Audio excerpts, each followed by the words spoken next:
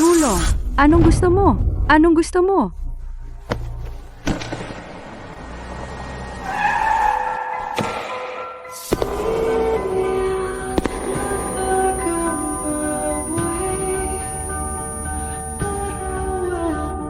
Tigil!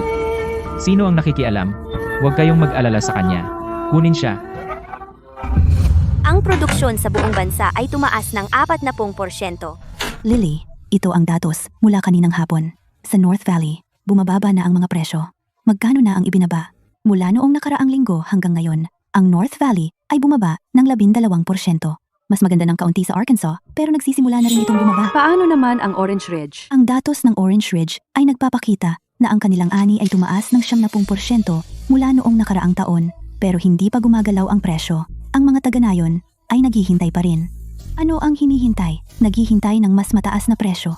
Sinabi ni Ginang Miller sa group chat. Tataas pa ang mga presyo kahit pagkalipas ng 10 araw bago ang mga pista. Wendy, alam mo ba kung gaano katagal ang panahon ng pagbebenta tuwing kapistahan? Kalahating buwan? 18 araw. Mula 2 linggo bago ang mga pista hanggang sa araw bago ang mga pista. Ang North Valley ay bumaba ng 12% sa loob ng 3 araw. Sa ganitong bilis, sa 18 araw. Lily, huwag mo akong takutin. Hindi kita tinatakot. Bantayan mo ang mga presyo sa South River at ipadala mo sa akin agad bukas ng maaga. Lily. 70% pagtaas sa isang taon. Kung hindi nila ibebenta, mabubulok lahat iyon. Hey, sa tingin ko, ang tanging magagawa na lang ay subukang kausapin sila.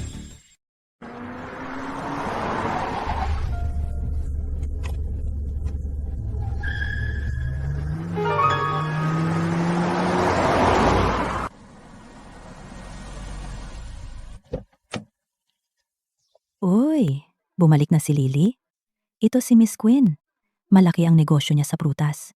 Malaki ang naitulong niya sa baryo natin dati. Ginang Miller. Ngayon, ang produksyon ng dalanghita ay sumipa ng husto. Sa buong bansa, ang produksyon ng dalanghita ay tumaas ng 40% ngayong taon. Sa North Valley, may ilang nagtatapon na ng paninda.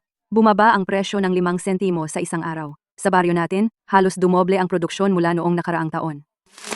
Ang panahon ng benta ngayong Kapaskuhan ay may mga 10 araw na lang ang natitira. Kung hindi natin agad mabebenta ang mga dalanghita, mamaya baka bumaba ng todo ang presyo at walang bibili niyan. Anong gagawin natin? May 2 pagpipilian. Unang pagpipilian, ibenta ngayon, bibilhin ko sa mahigit 35 sentimo. Kung isasama ang mga gastos, kikita pa rin kayo. Kahit papaano, hindi kayo malulugi. Pangalawang pagpipilian, sugal. Maghintay pa ng 1 linggo, tingnan kung aangat ang pamilihan ngayong Kapaskuhan. Kung oo, mas malaki ang kikitain nyo. Kung hindi, maiipit kayo sa lahat ng nabubulok. 36 na sentimo? Insulto ang presyong iyan. Noong nakaraang taon, 50 sentimo yon. Noong nakaraang taon pa yon. Alam mo bang noong nakaraang taon na yon? Paano mo masasabing 36 na sentimo lang ang halaga ngayong taon? Tama. Sabi niyang mababa. Mababa na ba? Tagalabas siya. Paano niyang malalaman ang pamilihan nang mas mahusay kaysa sa atin? Tingnan nyo, sa internet, sinasabi ng lahat na ang pamilihan ng dalanghita ay sumisigla ngayong taon. Kapos ang supply, gusto lang niyang magbenta tayo agad para makakuha siya ng mura. Yung mga sinasabi sa internet, inilalabas yan ng mga mamimili. Hindi ako. Sabi mong gawa yan ng mga mamimili, ganun na, asan ang patunay? Wala kang tiwala sa akin? Sige. Pero sinasabi ko sa inyo ngayon, sa loob ng 10 araw bago ang Kapaskuhan, 40 sentimo. Pagkatapos noon, bababa na lang ang presyo. Tapusin na natin. Tapos na tayo. Nandito siya para bumili ng dalanghita. Hindi para bigyan tayo ng pera.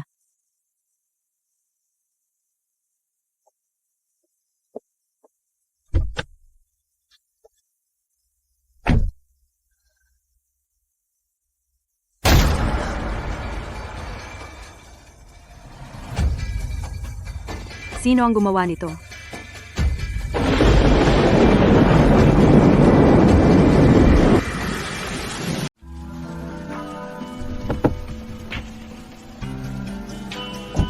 Pwede bang mas mataas pa? Hindi kaya. Iyan na talaga ang pinakamagandang presyo na inaalok ng merkado. Sa totoo lang, gusto ko talaga kayong tulungan. Tara, sa loob tayo mag-usap.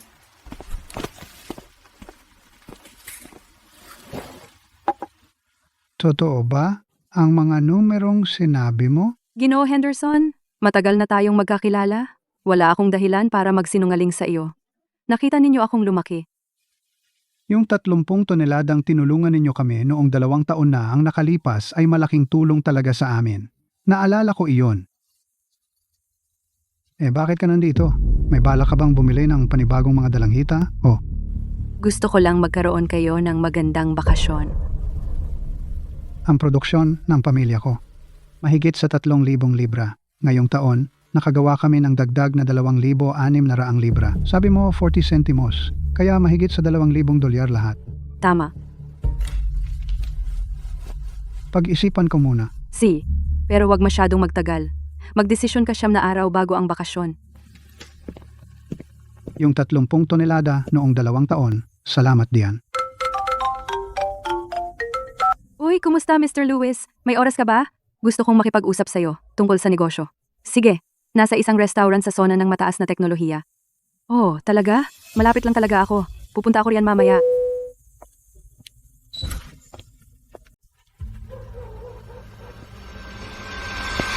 Keith, anong sabi niya? Hindi hihigit sa 40 sentimo. Hindi na kaya pang itaas. 40 sentimo? Wala yun. Sobra siyang sakim. Magkano ba ang balak niyang dayain tayo? Magtanong ka ulit sa paligid.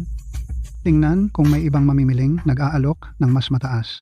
Tataas ang mga kinakailangan sa kalidad, bababa ang presyo ng 12%. Ang termino ng pagbabayad ay pinalawig mula sa 1 buwan hanggang 45 araw. Ito ang pinag-isang patakaran ng plataporma. Baba ng 12% ang presyo. Ang tubo ay lumiliit hanggang halos wala. Pinalawig ang bayad ng 15 araw. Sapat na para sa isang maliit na mamimili malugi. Sa ibang pabrika, pareho rin ang pamantayan. Pare-pareho.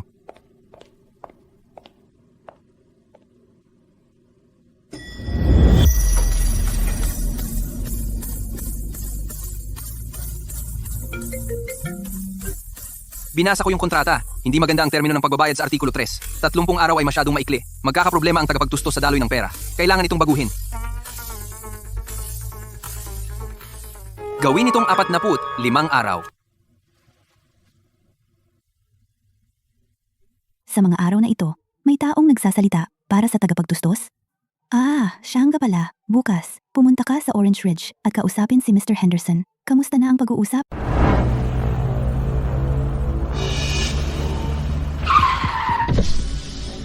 Hoy, Miss Quinn, di ba? Ikinagagala kitang makilala. Ikaw? Ako si Marcus Brown. Taga rito ako sa bandang Orange Ridge. Narinig ko gusto ni Miss Quinn na bilhin ang lahat ng mga dalanghita mula sa aming baryo.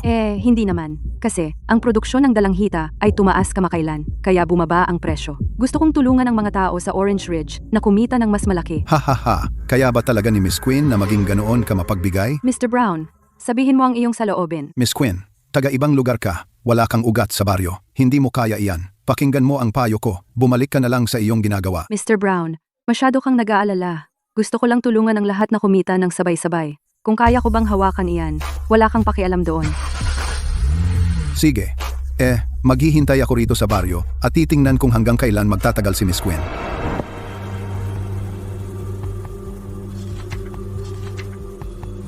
Bumaba ng 40%. Isang batang babae, ilang taon pa lang sa baryo at hinadlangan niya ang aking 15 taong landas.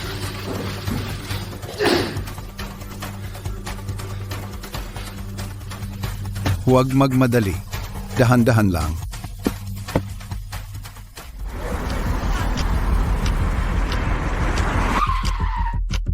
Hoy, nandito si Miss Quinn. Naisip mo na kung magkano ang itataas mong presyo? Talaga, wala akong magagawa tungkol diyan. Sa ngayon, ang pinakamataas na maiaalok ko ay 40 sentimo. 40 sentimo? Para sa mga pulubi yan? Si Marcus ay nag-aalok ng 50 sentimos. At itataas niya ito sa ilang araw. Hindi tulad mo, sakim kang negosyante. Magkano ang perang dugo na kinita mo? Max, pinapatakbo ko ang aking negosyo ng may konsensya. Sa tingin mo ba, makatarungan sabihin iyon tungkol sa akin? Kung may sasabihin ka pa, may mag-aasikaso sa iyo, maniwala ka. Uy, Max, kalimutan mo na. Kalimutan mo na. Ibebenta na lang natin kay Marcus. Tingnan natin kung sino pa ang lalapit sa kanya. Uy, ganoon ba kayo katitiwala kay Marcus? Hindi ba't nagpapatakbo lang siya ng tindahan ng mga kagamitang pang-agrikultura? Huwag mo nang isipin iyan, kahit paano. Kaya niyang ibenta ang mga iyon. Siya. Siyempre, mas mainam kung mas mataas ang presyo. Lily, ang aking mga paninda, pwede mo bang kunin iyon bukas? 9 na araw bago ang mga piyesta. 40 sentimos.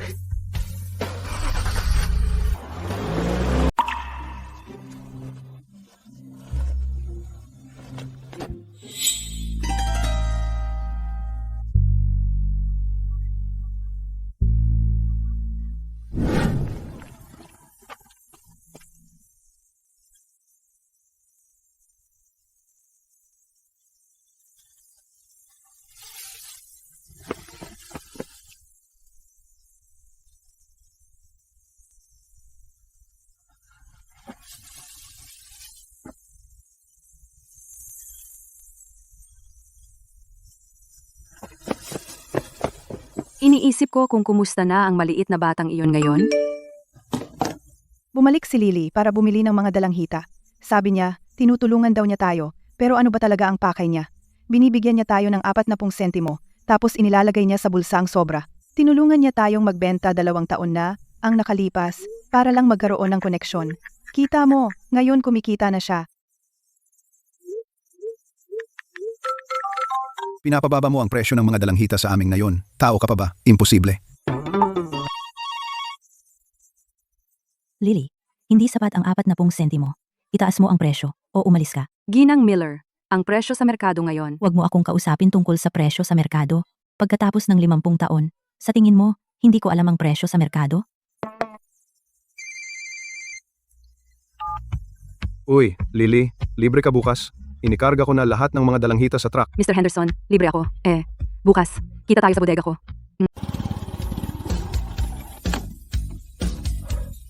Lily, ito ang mga gamit ko. Ilang libra? 32 daan. Sige, 40 sentimos bawat libra. Si, Mr. Henderson, may ekstrang timbangan ka ba? Nakalimutan ko na ang timbangan natin ay kinuha ni Wendy. ay, syempre may timbangan ako. Pero sasabihin ko, medyo pabaya ka, amo. Haha. Nasaan ang timbangan? Sa ilalim ng lumang puno ng locust. Keith, anong ginagawa mo? Keith, nagbebenta ka sa 40 sentimos? Nag-aalok si Marcus ng 50 sentimos. Talaga bang nag-aalok siya ng 50 sentimos? Pag-isipan ko muna. Ngayon, sisiguraduhin kong hindi mo maisasara ang deal na ito. Hoy, Keith, Lily, may gagawin pa ako. Aalis na ako. Mag-usap na lang kayong dalawa.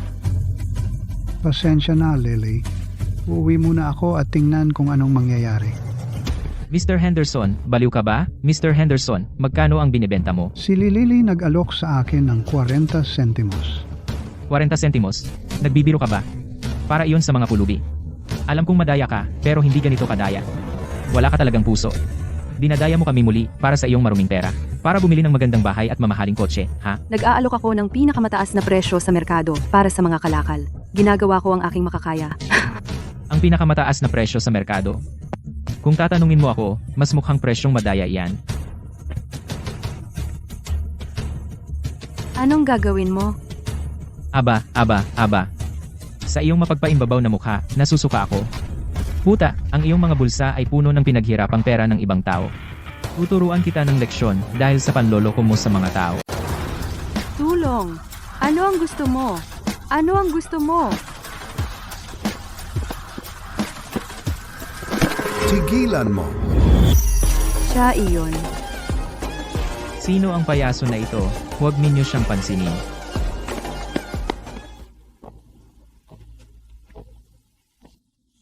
Umalis ka sa daan.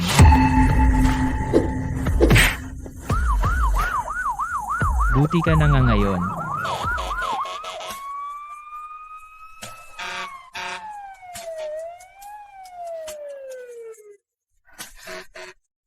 Ang sugat mo. Gasgas lang. Ikaw ba si Miss Quinn? Oo, ako nga. Ako si Ethan. Ethan Smith. Galing pa ako sa Capital City. May negosyo akong pag-uusapan sa'yo. Pwede bang mag-usap tayo ng pribado? Iniligtas lang niya ako. Hindi naman siguro siya masamang tao.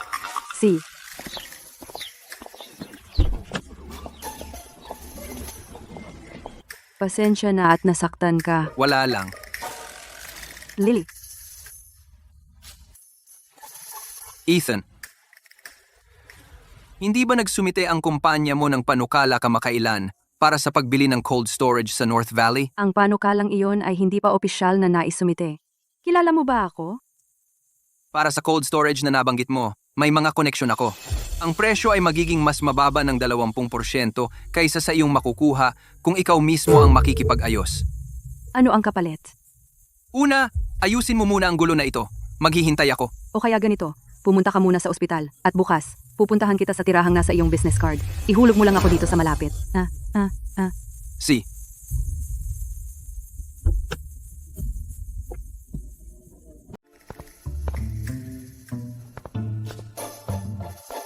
Kumusta? Sino po ang hinahanap ninyo? Ethan Smith, may appointment po ako. Sandali po, titingnan ko.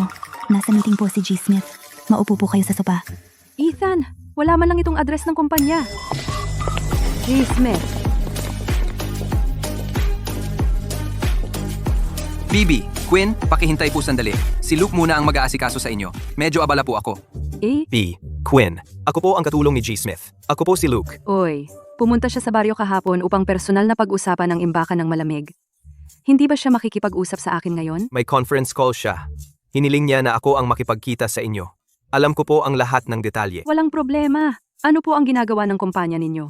Walang nakasulat sa card pang negosyo ninyo. Imbakan ng malamig at pakyawan. Ito ay planong akma sa inyong kalagayan. Ang presyong ito ay 20% mas mababa kaysa sa merkado. Ang aming kumpanya ay may espesyal na subsidiya sa North Valley ngayong taon. Sakop ang inyong mga produkto. Anong subsidiya? Ito ay subsidiya sa kadena ng supply mula sa pinagmulan. Ano ang kondisyon? Walang kondisyon. Imbakan ng malamig at logistika lang. Ano ang pakay ninyo? Siyempre, gusto namin ang pangmatagalang kooperasyon.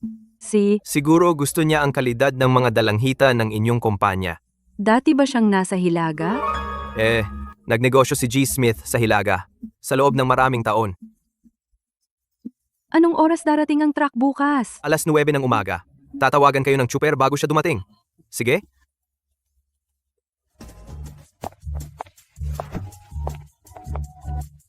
Sobrang kakaiba ng lalaking ito. Masyadong palihim. Masamang balita, Lily. Bumaba na naman ang presyo ng mga dalanghita. Lily, hindi maganda ang kalagayan. Sabihin mo, bumababa pa rin ang presyo sa North Valley. Bumaba pa ng 2 sentimo kahapon. Ang halaga ng mga binibili natin ngayon ay malapit na sa presyo sa pamilihan. Kung magpapatuloy ito, malulugi tayo sa batch na ito. Gets cook at bibili ka pa rin? Nangako na ako kay Mr. Henderson. Si Mr. Henderson pa lang ay may 3,000 libra at baka may dumating pang iba. Kung darating sila, bibili tayo. Miss Quinn, may batch ng tangerine si Mr. Smith. Kararating lang sa production area ngayong araw. Medyo maganda ang kalidad. Kung interesado ka, bibigyan ka namin ng isang batch sa presyong puhunan. Sa presyong puhunan? Oo. Nag-charity na ba kayo o ano? Sabi ni Mr. Smith na isipin na lang na nakikipagkaibigan. Paano ko i-check ang kalidad? Bukas ng umaga, magpapadala ako ng sample box sa bodega ninyo. Pwede mo munang tingnan. Alam mo ang address? Ano ang ginagawa niya dati? Prutas, ang negosyo. Sige, mag-uusap tayo pagdating ng sample. Ano ang mapapala niya? Hahaha, Max, masarap ang pagkain dito, di ba? Si Marcus lang ang napakabait. Oy, Max. Sa ngayon, si Keith lang sa baryo ang nakapagbenta kay Lily, di ba? Meron din sina Mr. White at Mr. Sullivan at ilang matatandang lalaki. Sabay-sabay silang nagpaplanong magbenta kay Lily. Yung mga matatandang iyon, sa totoo lang. Sinasunod nila lahat ng sinasabi ni Lily. Walang utak. Itong mga matatandang ito, bantayan mo sila para sa akin. Itong si Lily. Hahanap ako ng ibang paraan para guluhin siya. Okay, Marcus.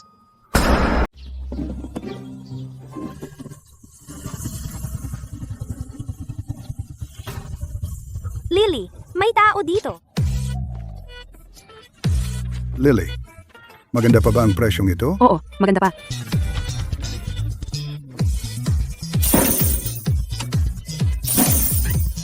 ₱42 libra.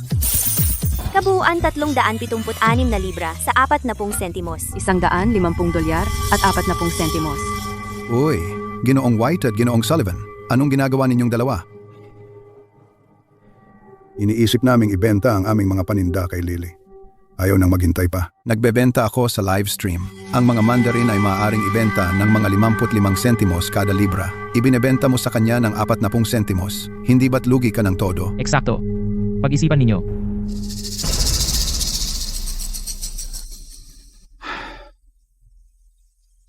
Lily, pag-iisipan namin. Hindi muna kami magbebenta. Sige, gawin ninyo kung ano sa tingin ninyo ang pinakamabuti.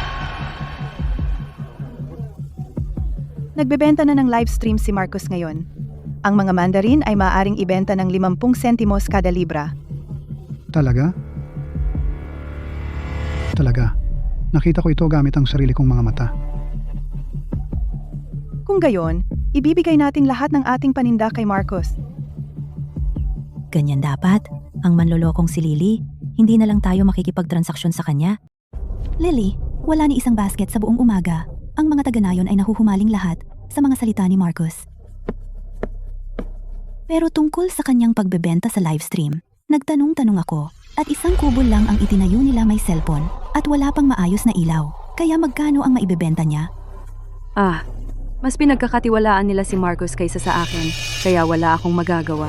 Tingnan mo, ito ang pagbebenta sa livestream, kung saan makikita ng mga tao sa buong bansa ang ating mga dalanghita, at sa 50 sentimos kada libra, wala tayong magiging problema sa pagbebenta ng mga iyon.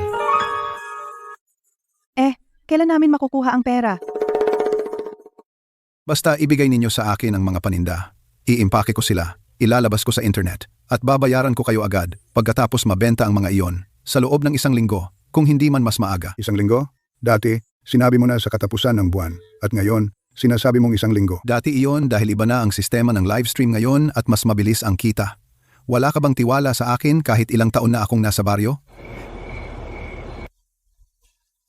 Marcus, gumagana talaga ang daya na ito dahil ang mga taga-nayon ay naghihintay lahat sa iyong 50 sentimos. Gumagana nga, pero hindi natin ito pwedeng patagalin ng masyado. Ang mga matatandang ito ay walang pasensya, kaya kung magpapaliban tayo ng ilang araw nang hindi kinukuha ang mga paninda, mag-aalala sila ng kusa. Saka, ano ang gagawin natin kasi hindi naman natin talaga kayang bayaran ang 50 sentimos at malulugi tayo. Sino bang nagsabing bibilhin natin talaga ang mga iyon?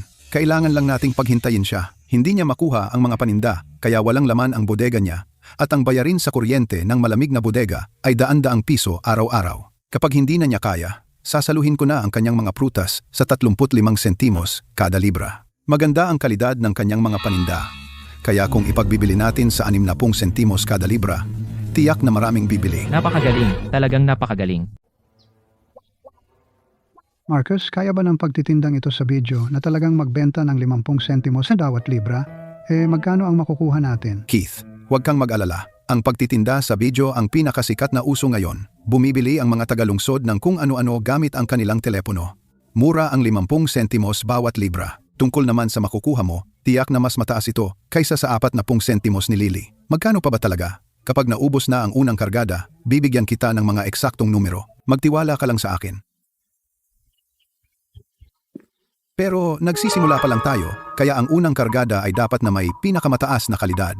Una, kailangan mong piliin ang mga prutas na may pinakamataas na grado, ang malalaki, maninipis ang balat, at matingkad ang kulay. Magtatatag muna tayo ng reputasyon. Paano naman ang mga karaniwang prutas? Marami tayong mga prutas na katamtamang grado. Sayang naman kung itatapon natin. Itago muna natin ang mga karaniwang prutas. Kapag nakapagtatag na tayo ng pangalan, maaari nating isama ang mga katamtamang prutas sa iba pa. Kapag naitatag na ang tatak, ang mga prutas na katamtamang grado ay makakabenta rin sa magandang presyo. Oh, magandang ideya iyan. Napakagaling. Talagang napakagaling. Magkano ang unang kargada? Ang aking mga prutas na may pinakamataas na grado ay mga 1,000 hanggang 2,000 libra lang. Kukunin namin ang lahat ng mayroon ka. Magkarga ng truck at subukang ibenta muna.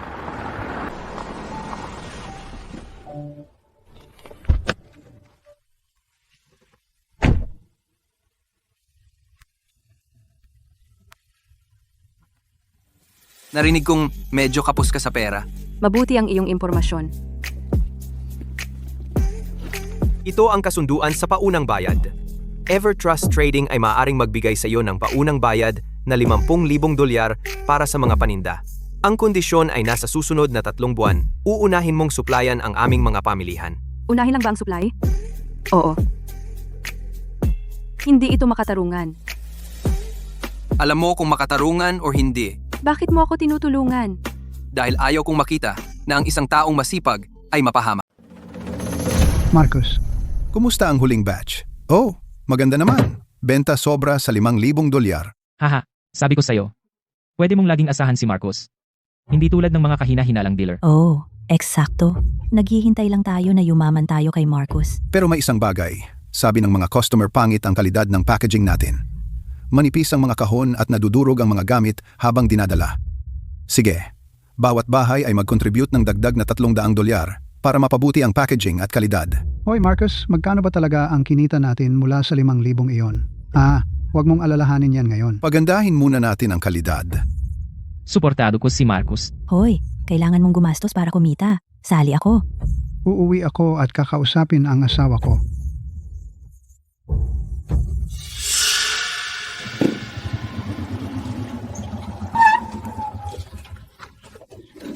Lily, magkano na ba ang 1 libra ng mandarin ngayon? Tingnan mo ang kalidad. Sing 35 sentimos lang ngayon. Bakit bumaba ng ganyan? Hindi ba 40 sentimos ang alok mo dati? Wala akong magawa. Ang presyo ay itinatakda ng merkado. Noon, inalok kita ng 40 sentimos. Pero nagtiwala ka kay Marcos. Ngayon, bumaba na ang presyo sa merkado. Kaya 35 sentimos lang ang kaya kong ibigay. Mas mabuti pa rin yan kaysa ibenta sa'yo. See ya. Alis na ako.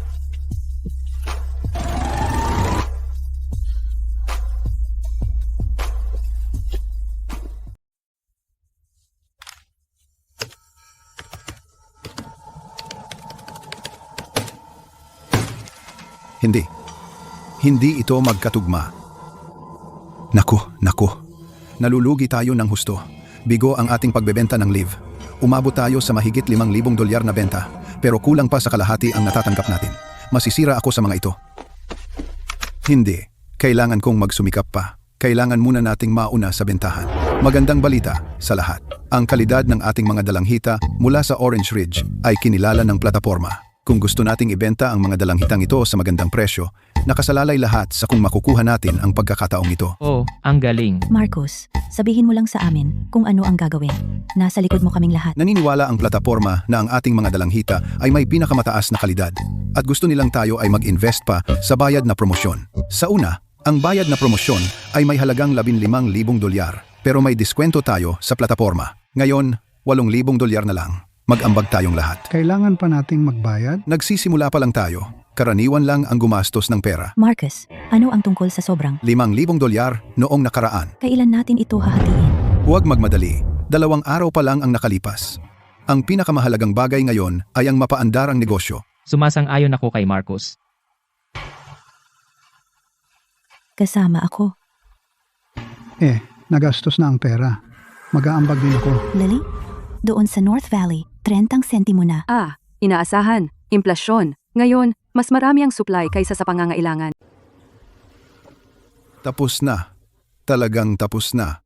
Pagkatapos gastusin ang lahat ng pera sa bayad na trapiko, hindi pa rin ito bumabenta. Hay, ano bang gagawin ko? Kasalanan yan ng babaeng si Lily. Kung hindi dahil sa kanya, hindi ako magkakagulo ng ganito. Kung nahihirapan ako, hindi ka rin magiging madali. Uy, Pri, abala ka? Sa wakas, tapos na ang inspeksyon.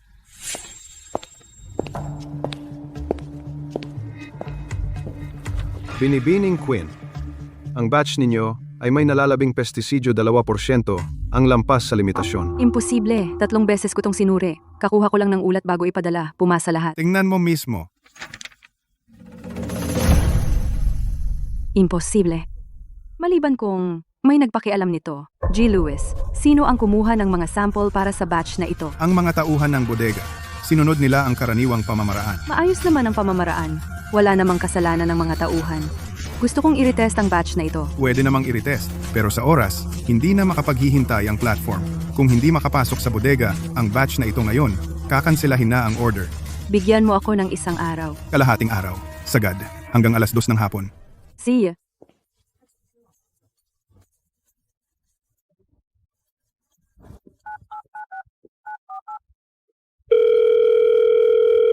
G. Smith, pabor lang. G. Ang mga produkto sa distribution center ng Capital City ay naantala sa inspeksyon ng kalidad. Kailangan ko ng independenteng ahensya para i-retest ang mga ito. Resulta sa loob ng 2 oras. Ipadala mo sa akin ang address. Tara na. Hintayin mo ako sa kotse sandali. Babalik agad ako. Sige, maghihintay ako. Nakokonsensya ako tuwing inaabala ko siya.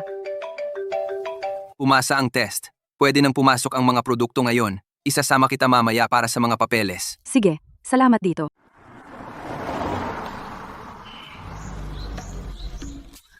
Marcus, saan ka pupunta? Oh, pupunta ako sa Capital City para sa negosyo. Marcus, darating na ba ang perang iyon, di ba? Oo, malapit na. Kailangan ko nang umalis ngayon. Aalis na ako. Bakit nagmamadali? Tumakas ba si Marcus? Imposible.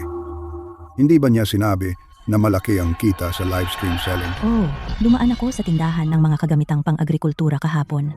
Nakasarado ito. Tinawag ko siya. Naka-off ang cellphone niya. Tarantado. Dinaya niya tayo sa napakaraming pera. Pinaghirapan ko si Marcos. Hindi lang ako walang kinita, kundi naglabas pa ako ng ilang daang dolyar. Ngayon, wala na si Marcos. Sino ang tatanungin ko? Wala akong magagawa kundi puntahan siya. Masama ang trato ko kay Lily dati. Mapapatawad ba niya ako?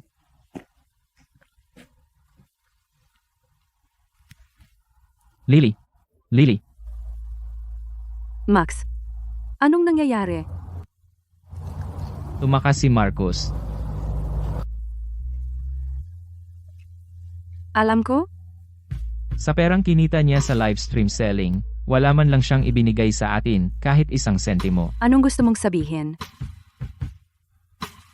Ang ginawa ko dati, mali ang ginawa ko sa'yo. Gusto kong humingi ng tawad.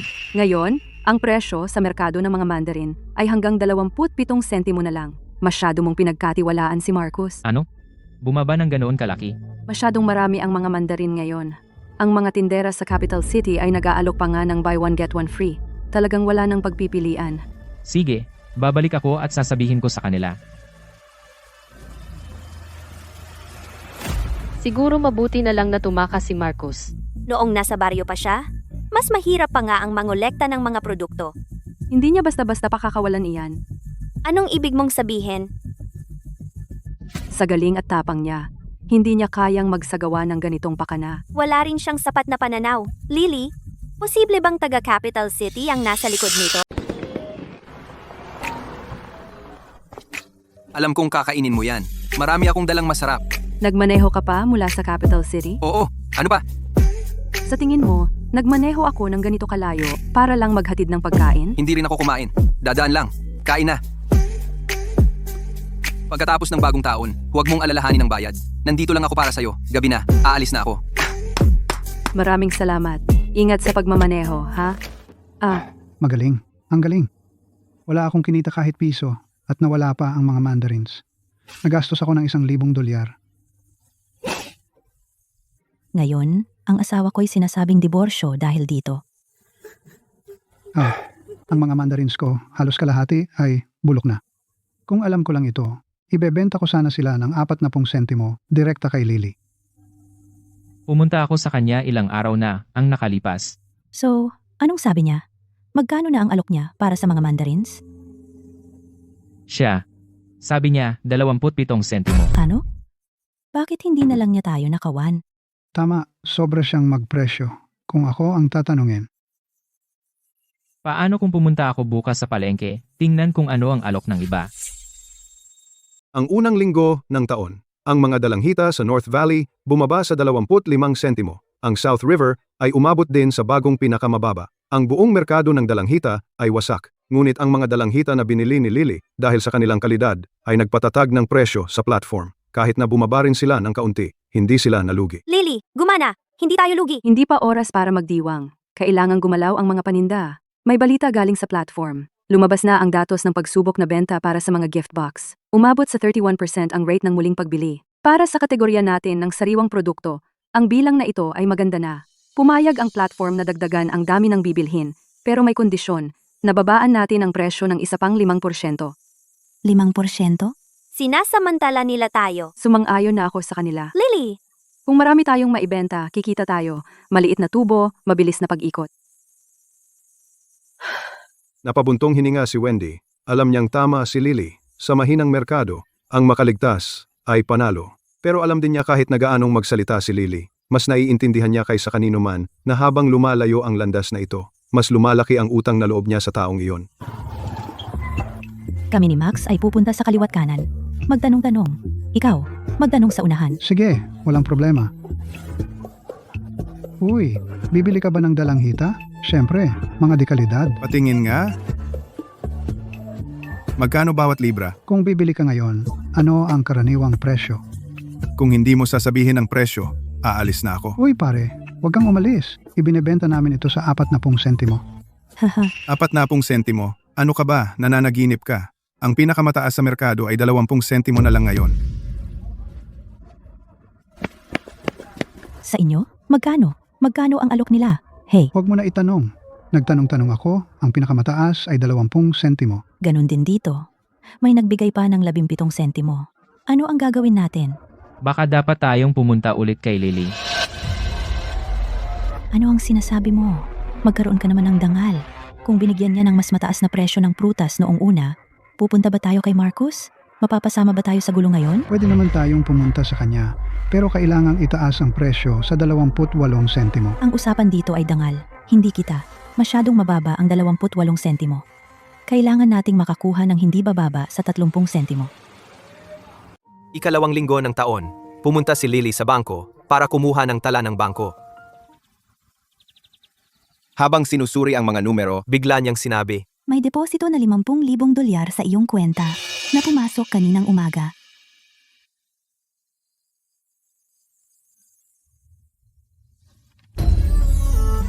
Sige, naiintindihan ko. Salamat. Ethan, ilang sikreto pa ang itinatago mo sa akin? Bumalik si Lily sa bodega, inilagay ang papel sa mesa, at tinitigan ito ng matagal. Uy, Lily, humiling ka ba ng pautang? Hindi naman eksakto. Evertrust Trading yan. Nagpaunang bayad sila sa amin ng 50,000 dolyar para sa mga paninda. Ang kondisyon ay gusto ni Ethan na unahin ko ang kanilang mga channel. Sige, akala ko. Uy, Lily, si Mr. Smith ay nakatulong sa'yo ng husto. May gusto ba siya sa'yo? Anong pinagsasabi mo? Bumalik ka sa trabaho. Sige, alam ko. Namumula si Lily.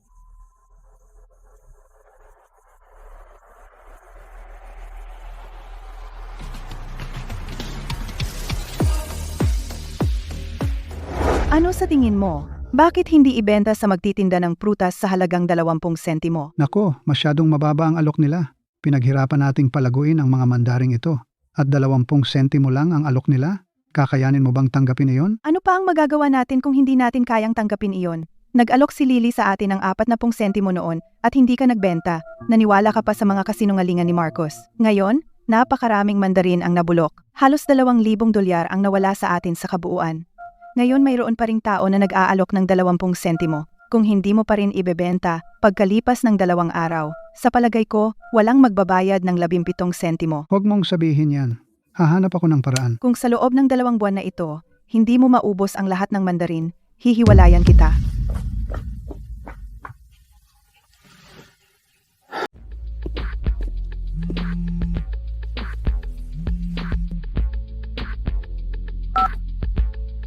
Yang, Quinn, G. Smith ay nais ipaalam sa iyo na may isang lalaki na nagngangalang Victor Vance sa Apex Trading Company na bumibili ng marami sa South River kamakailan na nagpapababa ng husto ng presyo. Baka nag-iimbak siya ng murang prutas para pasukin ang merkado sa Capital City kapag nakabawi na ang merkado. Anong balak niya? Sinusubukan niyang makipag-agawan sa presyo sa akin? Maari nga, gusto ni G. Smith na magbantay ka para sa mga kamakailang pagbabago sa presyo ng pakyawan sa Capital City. Kung may mapansin kang mali, ayusin mo ng maaga ang bilis ng pagpapadala. Sige, ipaabot mo ang pasasalamat ko kay G. Smith.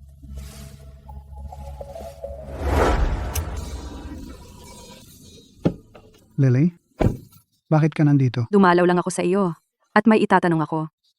Si, Noong mga taong nasa baryo si Marcos, bukod sa tindahan ng supply sa agrikultura, ano pa bang negosyo ang ginawa niya? Nakipag-ugnayan ba siya sa mga tao mula sa Capital City? pakitang tao lang ang tindahan niyang iyon. Dati, sumubok siya sa pataba. Kinuha niya ito mula sa Capital City. Ibinenta niya ng mas mura kaysa sa bayan. Bumili sa kanya ang buong baryo. Tapos, sa isang kadahilanan, bigla siyang tumigil. Ang taga-tustos na iyon mula sa Capital City na pinagbilhan niya noon, naaalala mo ba kung sino iyon? Ewan ko. Pero minsan, may nakita akong card ng negosyo sa kanyang tindahan. May nakasulat dito, Apex Trading. Apex Trading? Kaya siya nga. Kahina-hinala ba ang kumpanyang iyon? G. Henderson, wag mong sasabihin kanino man ito. Aalis na ako. Ingat ka. Uy, Lily, kung pipitas tayo ng mga dalanghita ngayon, magkano bawat libra? Para sa iba, 20 sentimo bawat libra. Para sa iyo, bibigyan kita ng 23 sentimo. Sige, ganun ba? Pag-uusapan namin ito ng aking asawa.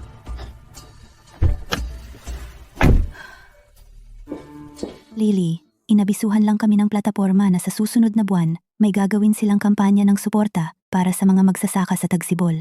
Nagtatanong kung makapagbibigay tayo ng isang bulto. Ng mga kahon ng regalong may diskwento. Malaking dami. Pero gusto nila ang presyo ay mas mababa sa 35 sentimo. Mas mababa sa 35 sentimo? Mas mababa iyon sa puhunan. E di wag nating kunin?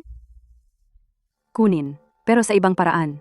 Paliitin ang kahon. Palitan mula sa 5 libra patungo sa 3 libra na pakete. Bumababa ang presyo bawat unit, pero pareho pa rin ang kita bawat libra. Magandang ideya iyan. Kakausapin ko ang plataporma. Si Victor ay malakas bumili sa South River. At pinababa ng plataporma ang mga presyo. May kaugnayan kaya ang dalawang ito? Dumating si Lily ngayon? Uy, Tito Henderson. Tinanong mo ba siya tungkol sa mga dalanghita? Oh, tinanong ko. Ngayon, nag-aalok siya ng 20 sentimo. Alam kong hindi siya tataas pa. Hindi niya iniisip na tulungan tayo. Gusto lang niyang makuha ang kita. Ang mga natitirang dalanghita sa bahay ko, marami na ang nabulok. Kung magtatagal pa ito, hindi ko na talaga kaya. Huwag kang magmadali. Baka kung maghihintay pa tayo ng kaunti, tataas ang presyo ng dalanghita. Ito ay labanan ng pagtitiis.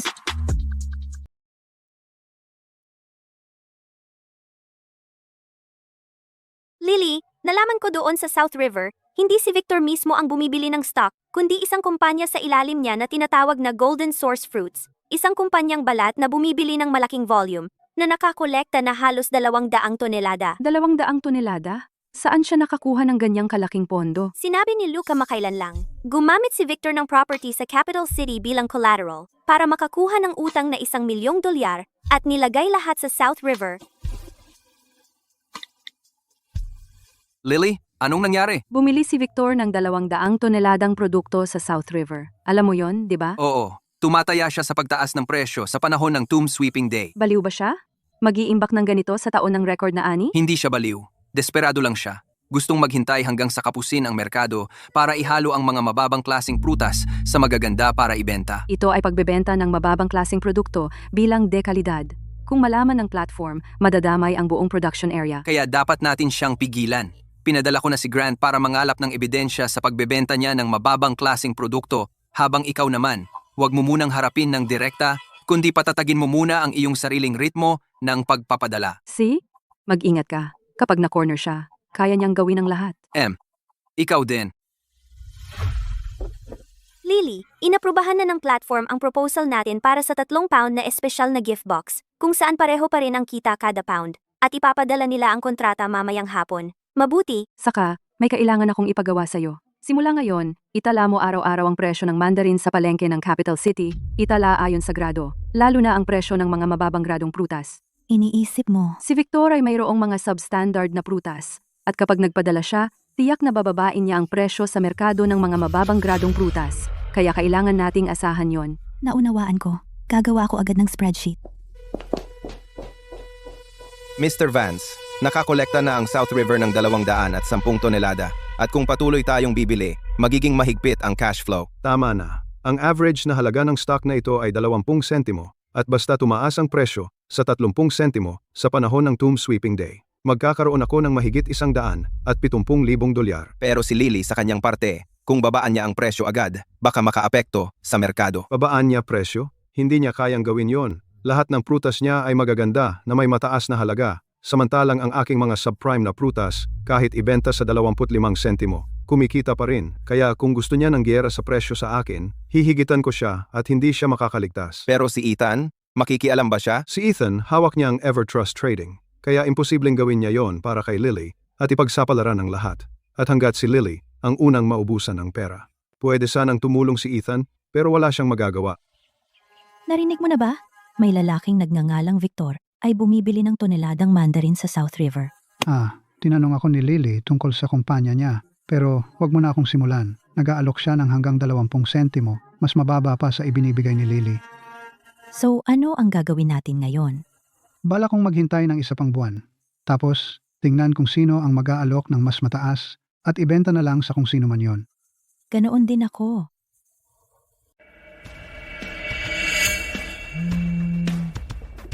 Lily, abala ka ba? Si. Natagpuan ni Ivy ang bodega ni Victor sa South River. Umupa siya ng lumang bodegang malamig. Laging nasisira ang kagamitan sa pagpapalamig. Kung nandoon ang mga paninda niya at matagal nang nakaimbak, bababa ng malaki ang kalidad. Makakakuha ka ba ng kontrata sa pag-upa ng bodegang malamig? Inaasikaso ko na. Huwag magmadali. See ya. Victor, kung mas marami kang iniimbak, mas malaki ang panganib. Hihintayin kitang magkamali. Lumabas na ang datos ng muling pagbili sa plataporma. Ang mga kahon ng regalo ni Lily ay nasa nangungunang 3 sa merkado para sa mga katulad na produkto. Si Ginoong Luis, ang bumibili ng plataporma, ay dumating para sa isang pulong. Mas magalang siya ngayon. Ginoong Luis, maligayang pagdating. Binibining Queen, paumanhin sa abala. Binibining Queen, binabati kita. Nagkaroon kami ng panloob na talakayan at napagpasyahang ilagay ang produkto mo sa kategorya ng prutas ng plataporma sa pangunahing listahan ng rekomendasyon. Salamat, Ginoong Luis. At saka, mayroon akong $500,000 taunang kasunduan sa balangkas. Interesado ka ba? Ano ang mga kondisyon? Pareho pa rin ang kalidad gaya ngayon. Presyo, dagdag na 5% bawas. Ginoong Luis, hindi ko kaya ang presyong iyan. Kung 8%, may tubo pa ako. Pero wala nang dagdag na bawas. Kung babawasan ko pa, bababa ang kalidad. May punto ka. Kung gayon, 8%, iuulat ko sa mga nakatataas ko. Sige, hihintayin ko ang iyong balita. Tama na muna sa araw na ito. Babalitaan kita kapag may tugon na ako.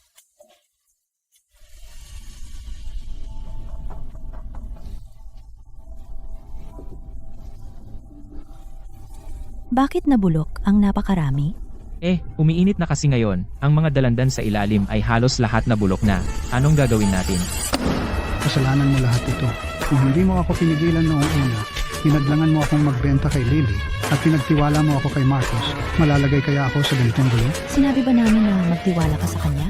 Ginagawa mo lang ba ang anumang sabihin namin? Bukod pa riyan, hindi ba tayo rin dinala ni Marcos? Tigilan nyo na ang pagtatalo. Humanap muna tayo ng paraan.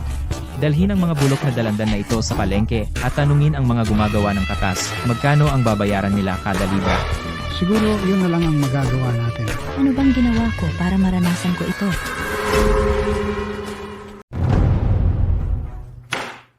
Hanggang kailan mo pa itatatago ang mga mandarin na ito? Kapag pinatagal mo pa, walang kukuha niyan kahit libre pa. Alam mo yan, di ba? Anong alam mo? Mababa ang presyo sa palengke ngayon. Yan ang oras na kailangan mong maging kalmado. Naintindihan mo? Maghintay ka pa ng 2 linggo. Tiyak na tataas ang presyo ng mandarin. Ano ka? Baliw. Mag-focus sa ngayon. Sa 2 linggo, ang mga mandarin na ito ay mabubulok lahat. Sino ang bibili niyan? Ha? Sino? Oh, tingnan mo to. Tuwing taon, binibili ni Lily ang mga mandarin natin. Benta mo na lang sa kanya gaya ng dati. Bakit kasi nakikinig ka sa iba? Sinasabi ko sa'yo, hindi natin magkakasya ang pambayad sa gastusin. Para sa paaralan ng bata, kailangan nating isanla ang bahay. Titigil ka na ba? Kung may masasabi ka pa, bukas, babalik na ako sa bahay ng nanay ko. At hindi na babalik. Ikaw! Hindi ba't ginagawa ko lahat to para sa pamilya? Bakit mo ako sinisigawan? Hoy, Ginang Miller, saan ka pupunta? Kagabi, nag-away kami ng walang kwenta kong asawa. Iginigiit niyang tanggalin ko na ang mga mandarin na ito sa lalong madaling panahon. Naiinis ako ng sobra. Iniisip ko kung magkano na ang 1 libra ngayon. Hintayin mo ako dito, okay? Sasamahan kita.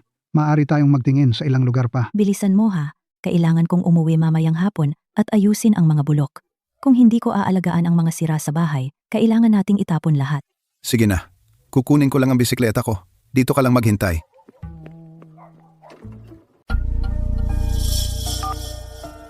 Ivy, anong meron ka? Ethan, sinusubaybayan ko ang daloy ng pera ni Victor. Sa nakalipas na ilang taon, nagpapalipat-lipat siya sa pagitan ng North Valley at South River. Naglilipat ng mga produkto pabalik-balik. Mayroon siyang stock na nakatambak. Sana ay maibenta niya ito noong nakaraang taon. Pero nagkaroon ng masaganang ani. Bumaba ang mga presyo.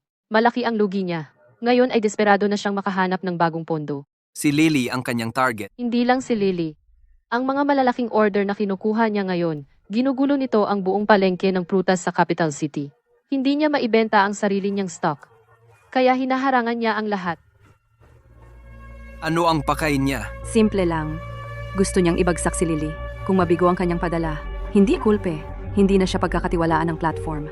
Pagkatapos, sasulpot siya at kukunin ang mga malalaking kliyente niya. Bantayan mo yan. Sa anumang galaw. Ipaalam mo agad sa akin. Sige, Ethan. May isa pa akong sasabihin. Tungkol sa hiniling mong i-check. Ang anonymous na supplier. Na-check ko. Ang pinagmulan ng mga produktong iyon. Totoo nga na mula sa South River Orchard. Pero, ang list ng orchard ay pinirmahan ng isang kumpanya na tinatawag na EverTrust Trading, Ethan. Hindi ba sa'yo ang kumpanyang iyon? Alam ko. Pabayaan mo muna yan. Ha? Sir, Tingnan ninyo ang mga dalandan ko. Anong alok mo? Pwede bang tikman ko isa? Sige, subukan mo. Hindi talaga matamis. At kakaiba ang lasa. Sira na ba ang mga ito? Imposible. Itong isa ay matamis. Hele, subukan mo ito. Okay naman ito. Magkano ang mga mandarin na ito? Anong presyo sa palengke ngayon? Kung bibilhin ng amo namin, mga 15 sentimo bawat libra ang mandarin. Hindi lahat ng sayo ay matamis. Sa palagay ko, pinakamataas na 14 na sentimo ang ialok niya. Ano? Magkano ba ang kita na gusto mo? Baliw ka ba sa pera? Maraming nagmamakaawa na bilhin namin ang kanilang mga mandarin. Kung hindi ka magbebenta, kalimutan mo na. Huwag mong harangin ang truck ko.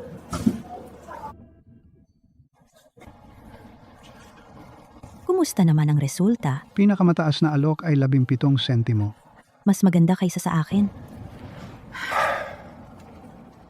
Lily, hindi ka masyadong nakatulog nitong mga nakaraang araw. Maputla ka. Baka dapat kang umuwi ng maaga ngayon. Hindi na kailangan. Wala pa ang 2 truck na kargamento. Mr. Smith may galaw mula sa Apex Trading. Victor bumili ng isa pang batch sa South River ngayon, 50 tonelada. Ibinaba niya ng todo ang presyo. Bakit siya bumibili ng sobra-sobra? Sa tingin ko kapag hindi pumasa sa inspeksyon ang padala ni Lily, balak niyang pasukin ang plataporma ng Capital City daanan ng pamimili. Pumapusta siya na hindi papasa si Lily sa pagsusuri ng kalidad sa pagkakataong ito. Tungkol sa inspeksyon? May panibagong pakana ba siya?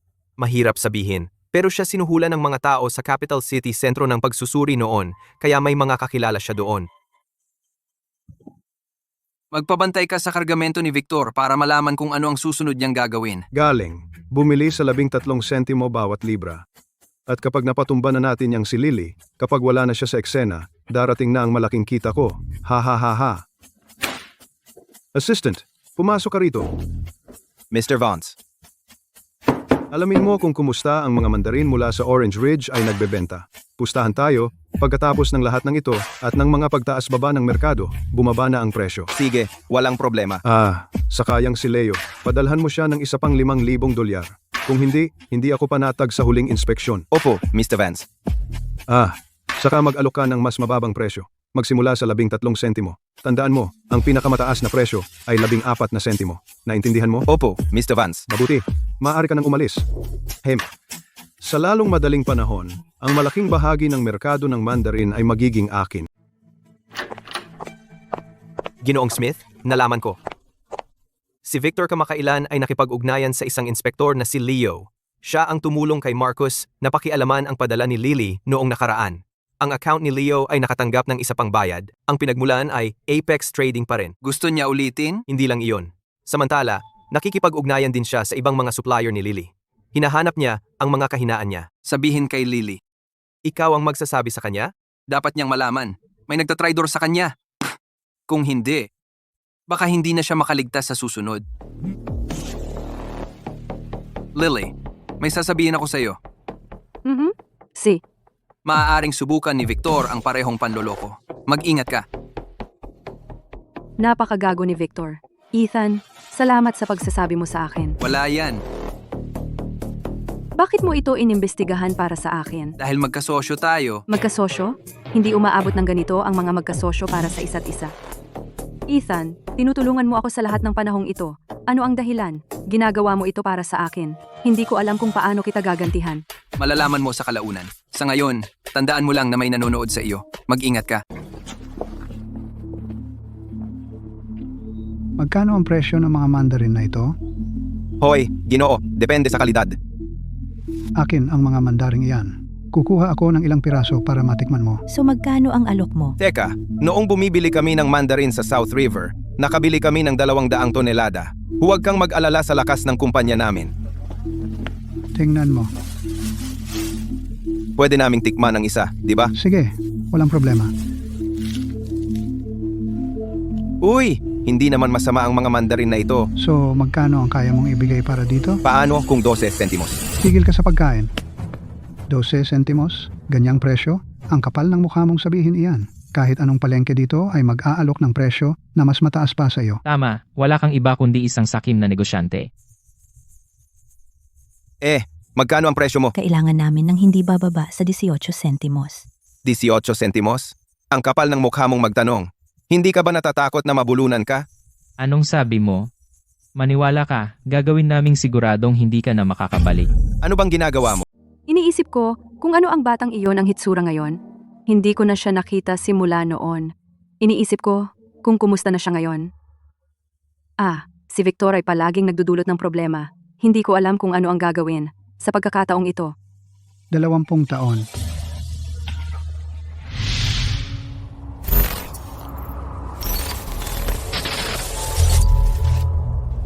Mr. Smith, kumilos na si Victor. Sige, ang kanyang katulong. Ay nakita malapit sa Orange Ridge kahapon at may dala siyang 2 tao. Ano ang ginagawa niya sa Orange Ridge? Pumunta sila sa Orange Ridge para bumili ng dalanghita, ngunit hindi naging maayos. Bantayan mo sila. Ipaalam mo sa akin kung may magbago. Opo. Lily, may sasabihin ako sa iyo. May mga taong pumunta sa nayon ngayon upang bumili ng dalanghita. Sila ay malamang na mga tauhan ni Victor. At saka, magkano ang inaalok nila? Sinabi nila sa amin 12 sentimo. Masyadong mababa. Nagalit si Max at pinalayas sila. Sige, Mr. Henderson. Naunawaan ko. Lily, maging tapat ka sa akin. Magkano ba ang dalanghita bawat libra ngayon? Sa ngayon, ang presyo ay maaaring umabot sa 16 na sentimo. Mr. Henderson, iniisip mo bang ibenta? Totoo na mas mataas ito kaysa sa alok ni Victor. Ngunit mababa pa rin. Magtatanong-tanong muna ako bago magpasya. Sige Lily, ganoon ba? Pag-iisipan ko ito. Sige, kapag nakapagpasya ka na, tawagan mo lang ako. Sige Lily, alis na ako. Si Victor ay nakarating sa Orange Ridge ng napakabilis.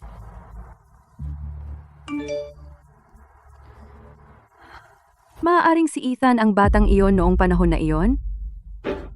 Imposible, tiyak na hindi. Kahit na siya iyon, noon, binigyan ko lang siya ng isang bag ng dalanghita. Imposibleng gawin niya ito para sa akin.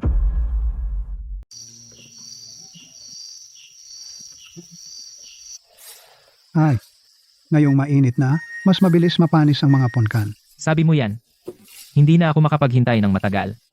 Kung hindi tayo makakahanap ng magandang mamimili agad, pupuntahan ko si Lily at ibebenta ko sa kanya ang mga ponkan. Hoy, Max, nakalimutan mo na ba kung paano mo ginulo siya noong isang araw? Kung tatanggapin niya ang iyong mga ponkan, kakainin ko ang sombrero ko. Ano ngayon? Pumunta ako kay Lily kahapon. Naibenta mo ba sa kanya ang mga ponkan? Hindi. Akala ko'y ibebenta mo na lang sa kanya ng direkta. Sa totoo lang, ang pagbebenta ngayon ang pinakahangal na hakbang. Manong Henderson, magkano ba ang alok ni Lily? Sa pinakamataas, 16 na sentimo at para lang sa pinakamagandang kalidad. Hemp, ang kuripot niya. Kumpara kay Vance, 4 na sentimo lang ang dagdag. Ano kaya ang lagay ni Marcos? Huwag mo nang banggitin iyan, dinaya niya tayo sa napakaraming pera. Kung hindi dahil sa kanya, naibenta na sana natin ang mga ponkan. Huwag lang sana akong makasalubong sa kanya. Kung mangyari iyon, babalatan ko siyang buhay. Hoy, buti na lang matalino ako. Yung perang inambagan ng mga taga-baryo para sa akin, hindi ko itinapon lahat sa pangit na pagbebenta sa livestream. May itinago ako, masarap sa pakiramdam. Saka, kanina may ginawa akong trabaho para kay Mr. Vance at binigyan niya ako ng tip. Kung pagsasamahin lahat, sapat na para mag-enjoy ako ng matagal. Sa ilang araw, pupunta ako sa beach at magstay sa magandang hotel.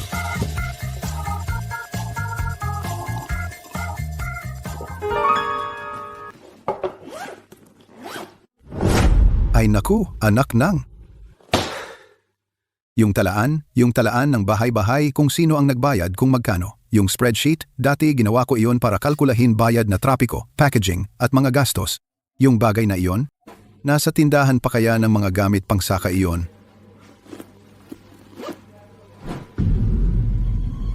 Buisit, at hindi ko man lang kinuha ang mga resibo. Yung mga resibo, nasa counter pa rin sila sa tindahan ng mga gamit pangsaka. Kapag may nakakita na taga-baryo. Hindi pwede. Kailangan kong bumalik ng palihim habang walang nakatingin.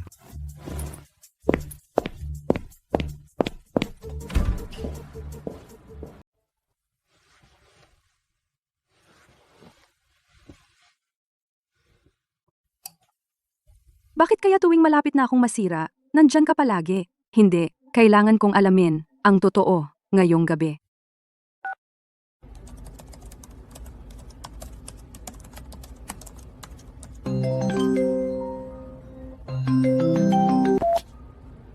Lily? Ang gabi na. Anong problema? Hindi makatulog. Tungkol sa batch na honey mandarins. Pinag-iisipan ko yon. Kung hindi dahil sa'yo na maaga mong inayos ang third-party testing, siguradong lagot ako ngayon. At ang cold storage, at ang anonymous na supplier. Tiningnan ko ang mga libro ngayon. Ang quote ng cold storage na binigay mo ay halos 20% na mas mababa sa nakipag-ayos ko. Sa lahat ng taon ko sa negosyo, hindi pa ako nakakita ng ganyang presyo. Kaibigan ko ang may-ari ng cold storage na iyon. Binigyan niya ako ng base price. Base price. Wala kang dinagdag na kahit piso noong ibinigay mo sa akin. Nagdagdag ako. Shipping at labor. Ethan, kakapag-reconcile ko lang ng accounts kay Wendy, at ang shipping at labor na sinabi mo ay mas mura pa kaysa kung direkta akong kumuha ng fleet sa capital city. Anong shipping cost ba ang dinagdag mo? Ethan, ano ba talaga ang gusto mo? Wala. Wala, ang dami mo nang nagawa para sa akin. Sa halaga para sa cold storage, ang anonymous na supplier, ang testing center, at ngayon si Victor. Inaakala mo bang tanga ako? Ethan, magkita tayo at mag-usap. Sige, bukas ng alas 3 ng hapon. Yung parehong coffee shop sa capital city, gaya ng huling beses.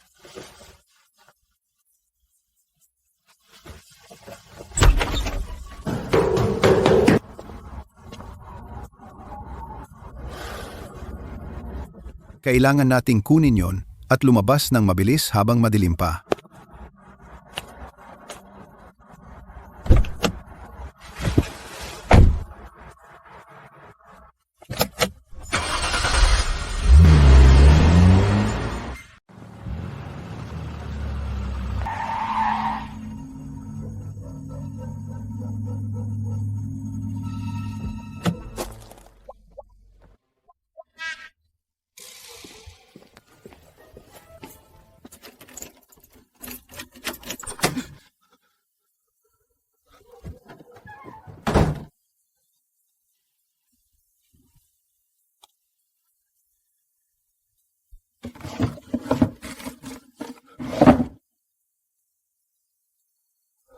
Astig, nandito ka pa? Nandito pa.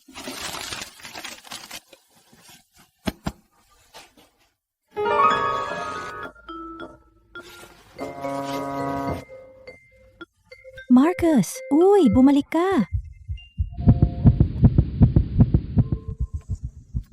Bakit hindi nakalak ang pinto? Akala ko nakalak ko na.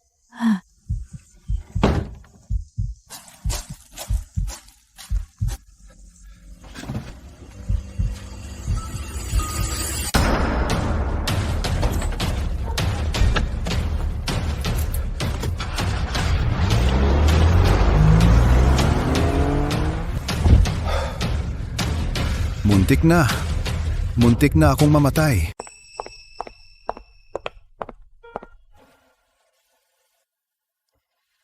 Nandito ako. Sige. Noong bata pa ako, nakatira ang pamilya ko sa isang maliit na bayan sa Hilaga. Pumanaw ang tatay ko noong maliit pa ako. Nag-asawa ulit ang nanay ko. Walang nag-aalaga sa akin. Noong taglamig na iyon, tandang-tanda ko, sobrang lamig. Ilang araw na akong hindi kumakain. Nakapulupot ako sa pader sa labas ng bayan. Nanginginig, nahihilo sa gutom. Naib ko, baka mamatay na lang ako doon. Tapos, may lumapit na batang babae, nakasuot ng pulang padded jacket, namumula ang pisngi dahil sa lamig. May dala siyang supot ng mga mandarin. Tiningnan niya ako saglit, pagkatapos ay itinulak ang buong supot sa mga kamay ko. May nakita akong nunal sa kamay niya. Hinawakan ko iyon at naisip kong tumakbo na lang. Bata pa ako at masyadong mayabang. Nang bandang huli, sumubok ako ng mandarin. Siguro dahil masyado akong gutom. Pero iyon ang pinakamatamis na bagay na nakain ko sa buong buhay ko. At saka, Noon, gusto ko siyang suklian, pero wala akong anuman sa akin. Isang fountain pen lang. Iyon lang ang naiwan sa akin ng tatay ko. Inisiksik ko iyon sa kamay niya, at tumakbo ako. Natatakot na baka tanggihan niya. Simula noon, hinahanap ko na siya, sa loob ng 20 taon. Hanggang sa araw na iyon sa elevator, nakita ko ang nunal sa loob ng kanang pulso mo. Talagang pareho sa nunal ng batang babae na iyon. kaya ang batang iyon ay talagang ikaw? Naalala ko rin iyon, pero naisip kong malabo. Isang supot lang naman ang mandarin iyon, pero napakarami mong nagawa para sa akin. Ang cold storage, ang supplier, ang testing center, si Victor. Halos ikaw na ang nagdala ng buong negosyo ko sa mga balikat mo. Para sa akin, hindi lang ito tungkol sa mga mandarin. 20 taon. Hinahanap mo ako sa loob ng 20 taon. Akala ko na isa ka lang ordinaryong kasosyo at tinutulungan mo lang ako para sa negosyo. Akala ko, Anong akala? hindi ko alam. Ito ba to?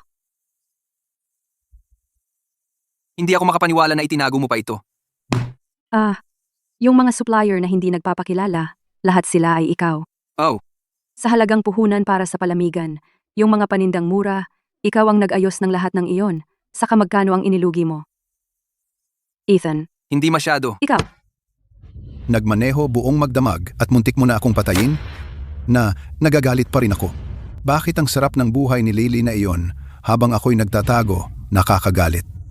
Bago ako umalis, kailangan kong magawa ang isang malaking trabaho. Kuya, ako to.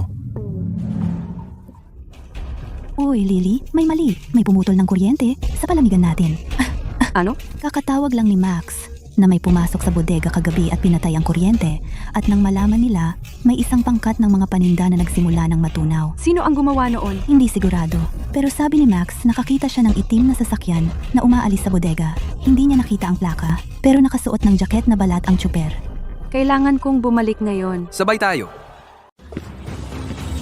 Lily, nandito ka na. Magkano ang nalugi natin? Mahigit 300 kahon. Mahigit 40 na kahon ng honey mandarins ay sira na. Kailangan nating itapon ang mga iyon. Sinisikap nating iligtas ang iba. Sino ang gumawa nito? Si Marcos ba? Hindi ko alam. Ang alam ko lang ay nakasuot siya ng itim na jacket. May tao siyang nasa likod. Victor. Tinawag ka ni Victor. Ayaw niyang makipagtulungan sa iyo. Gusto kanyang kontrolin. Kung hindi kanya makontrol, wawasakin kanya. Marcos, 15 taon na siyang nasa baryo. Tumakas siya para magtago. Hindi talaga siya tumakas. Ngayon ay bumalik siya para lang malaman kung ikaw ay may pagkakataon ka pa bang ibalik ang lahat. Ang pagkawala ng kuryente ay unang hakbang pa lang. Kung hindi ka papayag sa mga kondisyon ni Victor, babalik siya na may pangalawang hakbang. Pangatlong hakbang.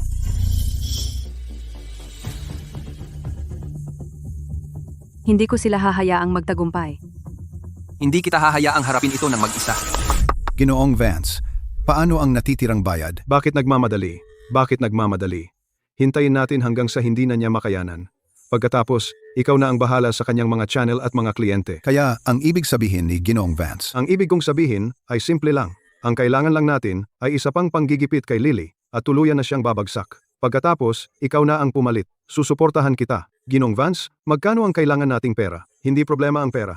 Ang tanong ay, may lakas ka ba ng loob? Sige. Ginoong Vance, huwag kang mag-alala. Ako na ang bahala.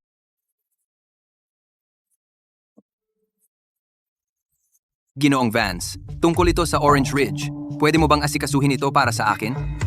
paano mo gustong kong ayusin ito? Sinubukan na namin ang live stream selling dati, pero hindi ito pumatok. Gumamit kami ng pera ng ilang taga-baryo at hindi pa namin sila nababayaran. Ito ang usapan. Kung maayos mo nga asikasuhin ito, ako na ang bahala sa bagay na iyon. But, Salamat, Ginoong Vance. Salamat, Ginoong Vance. sige, maaari ka nang umalis. Tatawag ako. Si, uminom ka muna. Ano ang balak mong gawin? Gusto kong tawagan ng pulis. Ebidensya? Wala. E di mangalap muna tayo ng ebidensya. May maiisip ako. Ethan, Wala kang kailangang sabihin. Ang bagay na ito, ako na ang bahala para sa iyo. bakit? Bakit mo ako masyadong tinutulungan? Dahil 20 taon na ang nakalipas. Kung hindi mo binigay sa akin ang supot ng dalanghita, baka namatay na ako sa gutom. Kung wala ang kabutihan mo noon, wala rin ako ngayon. Ang supot na iyon ng dalanghita, hindi ko iyon nakalimutan sa loob ng 20 taon. Ngayon, ako naman, ang tutulong sa iyo na malutas ang mga problema mo.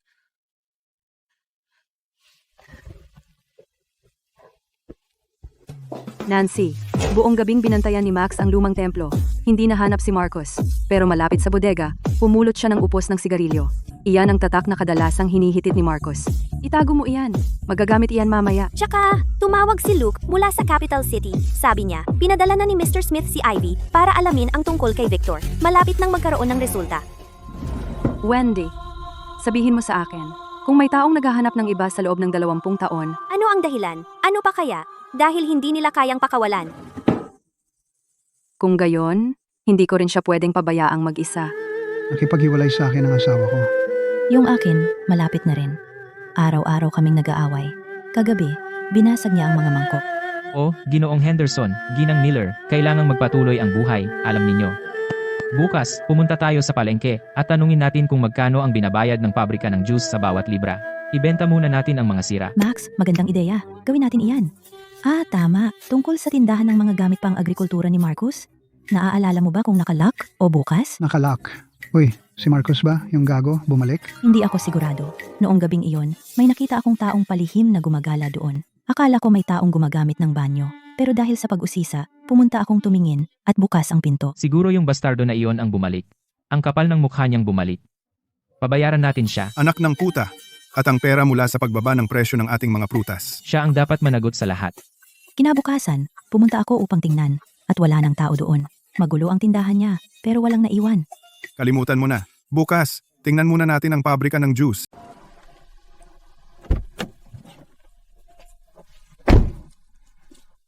Lily, Anong ginagawa mo dito? nasa business trip ako malapit dito. Nabalitaan kong nagkaproblema ka. Sumama ka sa akin. Hindi tayo makapagsalita dito. Pumasok ka. Ito ay bagong uri ng dalanghita. Isang pinagbuting plano. Nakita ko ito sa isang industry forum. Naisip ko na makakatulong ito sa iyo. Jason, hindi ko kailangan iyan. Ikaw, ang dating kaklase ni Lily, di ba? Jason, nakuha ko na ang mga gamit mo. Salamat sa pagpunta mo pa rito. Pero sobrang dami kong ginagawa. Dapat bumalik ka na ngayon. Si, ikaw si Mr. Smith, di ba? Kamakailan? Salamat sa pagtulong mo sa kanya.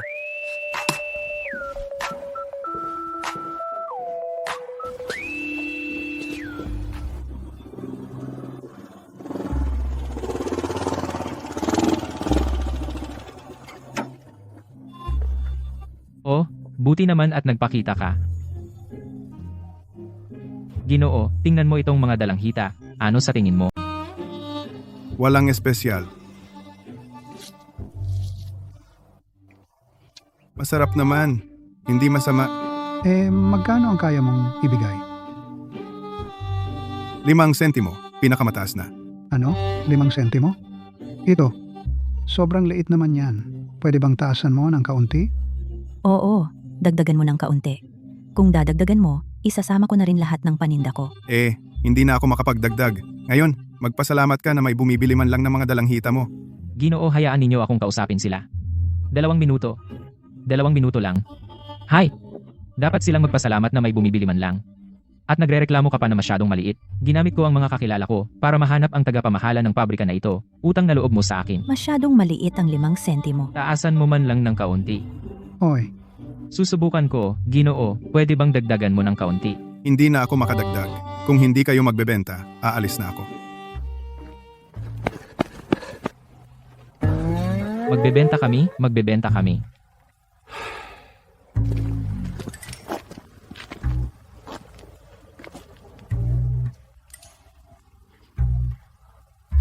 Uminahon ka.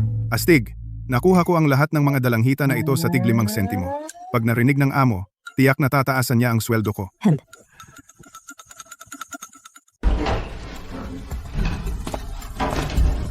Pwede ba tayong mag-claim sa insurance? May insurance ang cold storage para sa mga aberya. Pero para sa paninira, mahirap sabihin. Ivy, ano ang nalaman mo? Ethan, nalaman ko lahat. Noong gabing iyon, talagang nasa Orange Ridge si Marcus. Pumasok siya bandang 10:00 ng gabi. Lumabas siya bandang 2:00 ng madaling araw. Nakuha mo ba ang plaka? Nakuha ko. Saka, may nalaman pa ako. Pagkatapos bumalik ni Marcus, nakipagkita siya kay Victor sa Capital City. Ano ang pinag-usapan nila kahapon ng hapon? Marcus gustong tuluyang sirain ang bodega ni Lily. Tutol si Victor. Sabi niya hindi sila dapat masyadong halata. Hindi pa tamang panahon. Kaya ano ang plano niya? Inaalam ko pa, pero isang bagay ang sigurado. Malakas ang koneksyon ni Victor sa Capital City. Kung sasaktan niya si Lily, hindi niya ito gagawin ng personal. Magbantay ka lang. Sabihin mo agad sa akin kung may mangyari. May ebidensya tayo. Talagang nasa Orange Ridge si Marcus noong gabing iyon.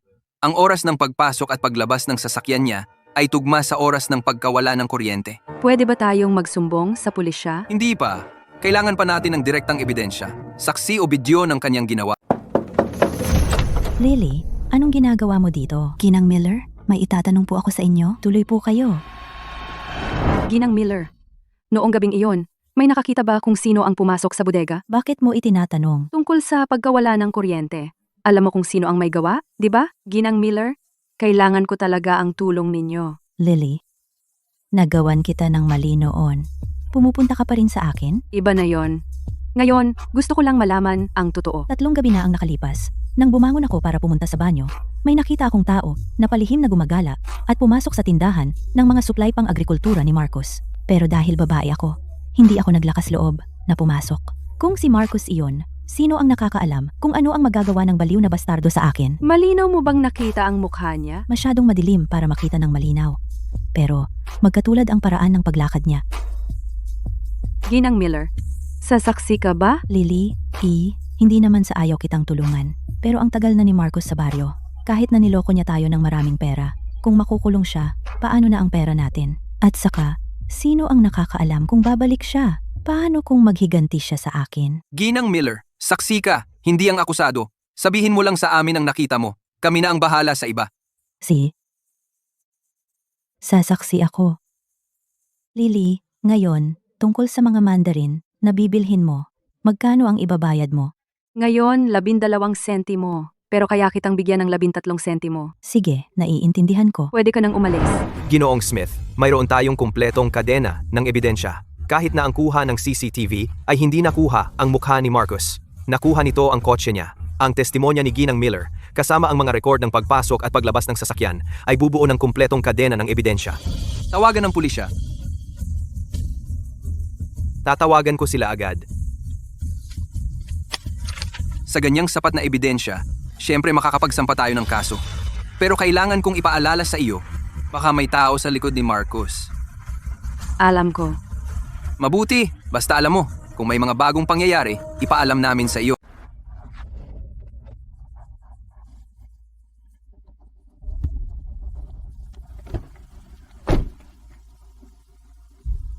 Nasa bahay ba si Marcos? Hindi siya umuwi kagabi.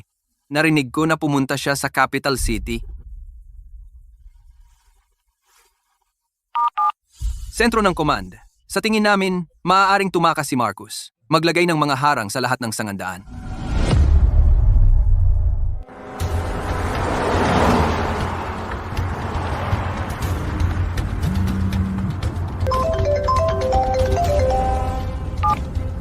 Ginoong Vance, may problema. Tinawagan ni Lily ang pulis. Hinahabol ako ng mga pulis. Tumakbo ka na lang. Saan ako tatakbo? Naglagay na ang pulis ng mga harang kahit saan. Ginoong Vance, kailangan mo akong tulungan. Hindi kita matutulungan. Ginoong Vance, ikaw na ang bahala.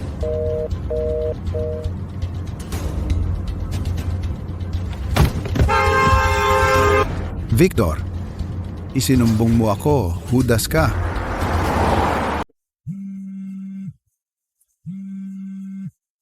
Ethan, pinara si Marcos sa highway. Hinuli siya ng mga pulis. At si Victor? Inaalam pa rin. Pero may malaking paglabas ng pera sa kumpanya niya. Hindi natin alam kung saan napunta. Ipagpatuloy mo ang pag-imbestiga. Kailangan kong malaman ang susunod niyang hakbang.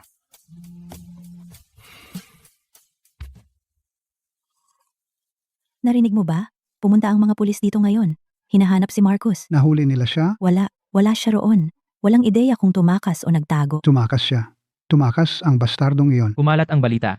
Mahirap sabihin. Ngayon, natatakot ako na malayo na siya at hindi na natin makukuha ang pera. Niloko tayo ng anak ng puta na iyan ng napakaraming pera. Kung talagang tumakas siya, sino ang hihingan natin niyon? Pero kahit hindi siya mahuli, kahit papaano, hinahanap na siya ng mga pulis. Mas mabuti iyon kaysa sa nakakalat pa siya. Bumisita si Lily, 2 araw na ang nakalipas. Ibinigay ko sa kanya ang aking salaysay. Ginang Miller, magaling. Kailangan pa ba ng iba? Ako na mismo ang makikipag-usap sa mga pulis. Ayos iyan. Hindi naman ako natatakot. Natatakot lang ako na kung sumulpot siya isang araw, babalik siya para magdulot ng gulo. Walang hindi gagawin ang lalaking iyon. Hindi siya mangahas. Kung mangahas siyang saktan ka, Sabihin mo sa akin, may ipapadala akong taong bahala sa kanya. sa bagay na iyan, paano na ang pera natin? Ngayong wala na siya, sino ang kukuhaan natin? Wala akong ideya. Wala na tayong pagpipilian. Pumunta tayo sa palengke ulit bukas. Sasama ako sa'yo. Halos wala na akong pera.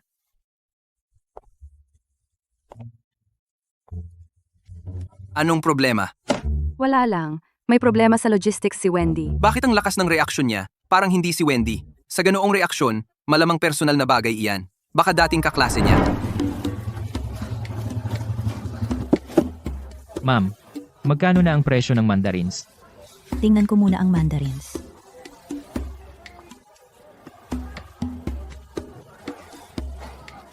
Sampung sentimos. Ano?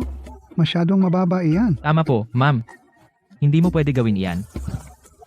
Naku, anong gagawin natin? Anong nalaman ninyong dalawa? 10 sentimos. Hindi na kayang taasan. Ganoon din sa akin. Mas mataas ng konti ang alok ni Lily. 13 sentimos. Marcus, ikaw ang magsabi sa akin. Sino ang pumasok sa bodega noong gabing iyon? Nakita ng CCTV ang sasakyan mo. Nakita ka rin ng mga testigo. Itatanggi mo pa rin ba? Ako iyon. Bakit mo pinutol ang kuryente? Gusto ko siyang turuan ng leksyon. Alam mo ba kung ano ang leksyon? Alam mo ba kung gaano kalaki ang sinira mo? Mahigit 300 kahon ng mga dalandan. Mahigit 10,000 ang lugi. Iyon ay sinadyang paninira ng ari-arian.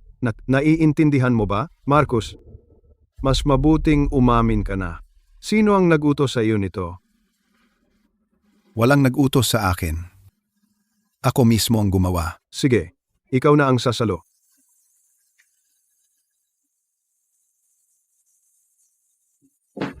Mr. Vance, naaresto si Marcus. Hindi kanya isinumbong. Akala ko na nga. Ano na ang gagawin natin ngayon tungkol kay Lily? Hindi pa sapat ang mga ebidensya. Mga hindi tuwirang ebidensya lang ang hawak niya. Walang direktang. Walang nagpapatunay na ako ang nasa likod nito. Sa panig naman ni Ethan. Pero si Ethan, hindi mo na siya gagalaw sa akin. Naghihintay siya. Para magkamali ako. Gusto niyang magkamali ako. E di bibigyan ko siya. Naaresto si Marcus, pero hindi siya nagsasalita. May nasa likod niya. Alam ko, Victor. Kailan siya kikilos? Anumang araw, hindi siya basta-basta maghihintay. Lily, may mali. May reklamo sa plataforma. Minarkahan ang mga produkto natin. Sabi nila, hindi pumasa sa pagsusuri ng pestisidyo ang mga dalandan natin. Kailan ito nangyari? Ngayong hapon, ang plataforma, pansamantalang hininto ang aming bayad. Humihingi sila ng muling pagsusuri. Hindi pa pumasa sa inspeksyon ang mga produkto natin? Lily, itong ulat ng pagsusuri, hindi galing sa laboratorio natin. Ang plataforma ay nagdala ng sarili nilang ahensiya sa pagsusuri. Pareho pa ring pakana. Victor, Malamang, ayaw niyang tumigil.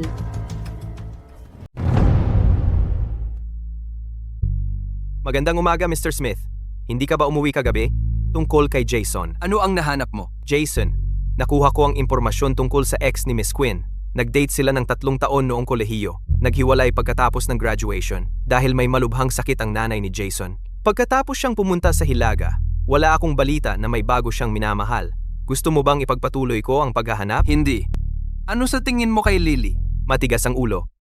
Pero mabait naman ang puso.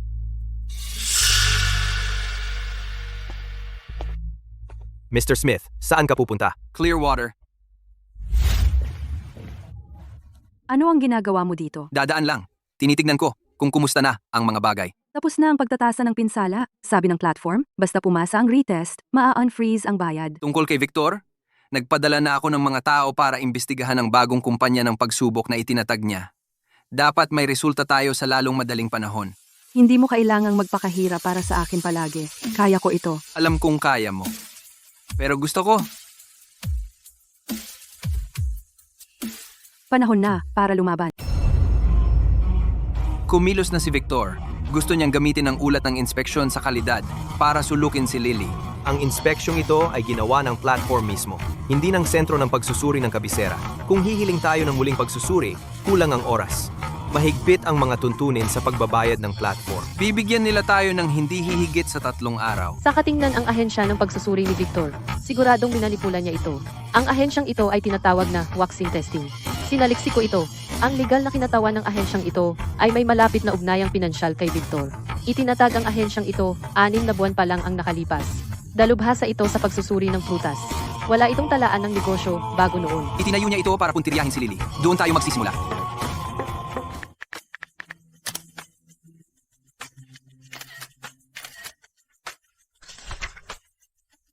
Ito ang Anong peking ulat ng pagsusuri ni Victor? Ito ang daloy ng pera ng mga padala ni Victor sa pinuno ng Huaxin testing. BB, Quinn, may chismis online na hindi malinaw ang pinagmulan ng iyong pondo at may kaugnayan sa mga kahina-hinalang industriya. Sa lahat ng ebidensya kanina, malinaw na ipinapakita ang pinagmulan ng bawat sentimo. Malinis ang bawat sentimo ng aking kita. Kung iniisip ni Victor na malinis din ang kanyang pinagkukunan ng pondo, inaanyayahan ko siyang lumapit at harapin ako.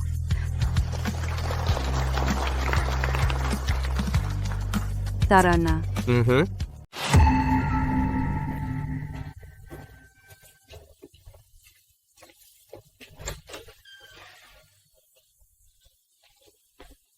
Victor Vance, pinaghihinalaan kang gumawa ng maling mga paratang, pandaraya sa negosyo at sinadyang paninira ng ari-arian. Ano ang masasabi mo? May kumpleto kaming talaan ng mga transaksyong pinansyal. Inutusan mo si Marcus na sirain ang bodega ni Lily. Sinuhulan ng ahensya ng pagsusuri para gumawa ng peking ulat. At binalak mong mag-post ng maling impormasyon sa internet para siraan ang reputasyon niya. Akala mo, makakaligtas ka ba? Gusto kong makita ang abogado ko. Makikita mo ang abogado mo. Ngayon, pumirma ka sa pahayag na ito. May dalawang magandang balita. Alin ang gusto mong marinig muna? Anong magandang balita? Nahuli si Victor Vance. Totoo ba? Kaya, ano ang pangalawa? Gusto mong malaman? Hindi ko sasabihin sa iyo. Ayaw ko nang malaman.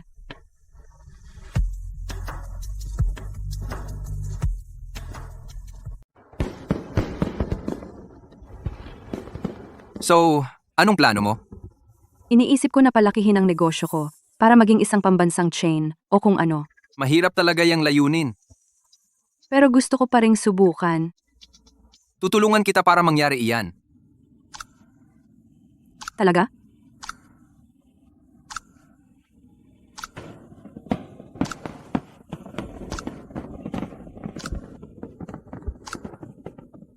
Salamat. Para saan? Sasabihan kita kapag nalaman ko.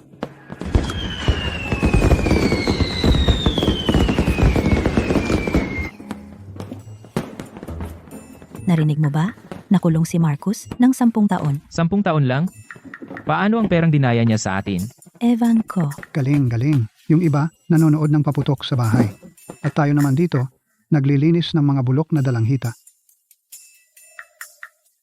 Baka dapat nating kausapin ulit si Lily. Wala namang silbi. Hey, noong 40 sentimo pa lang, ayaw nating ibenta. Ngayon, kahit magmakaawa tayo na kunin niya, bibigyan lang niya tayo ng 12 sentimo. Katawa-tawa, di ba?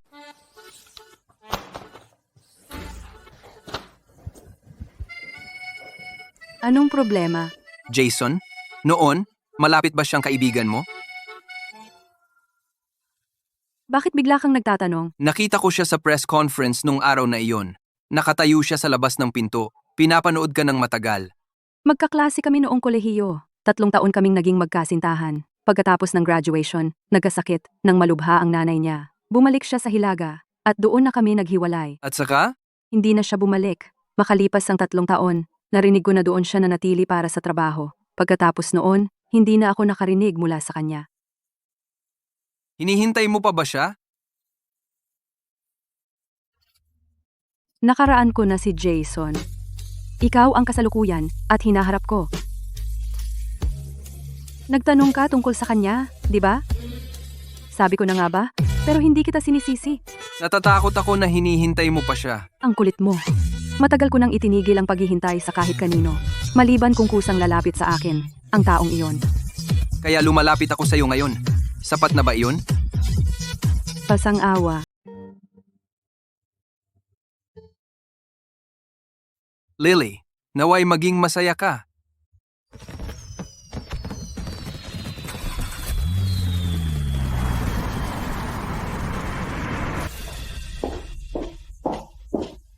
Lily, eto na. Tapos na ang mga order ngayon. Tapos na lahat. Kinakausap ko pa ang ilang bagong kliyente. Sabi nila, gusto nila ng pangmatagalang pakikipagsosyo. Ayos. Lily, Ano? Lily, darating ba si Mr. Smith ngayon? Siya, abala siya. Kaya baka hindi siya makarating. Lily, namumula ka. Kalokohan. Masyadong mainit ang kape. Oh, Wendy. Inaasar mo na naman ako. Ahem. Lily, abala ka ba? Mr. Henderson, hindi naman. Sige, Kasi, kung bibili ka ng dalanghita ngayon, magkano ang 1 libra? sa ngayon, ang pinakamataas na kaya kong ialok ay 10 sentimos. Oy, Kanina, hindi mo ba sinabi kay Ginang Miller na 13 sentimos? Hoy, alam mo naman, nagbabago ang merkado araw-araw. ibenta mo. Ibenta mo. Lily, ibebenta namin. Pwede ka bang pumunta bukas para kunin ang mga iyon? Mr. Henderson, libre ako. Pupunta ako bukas ng maaga.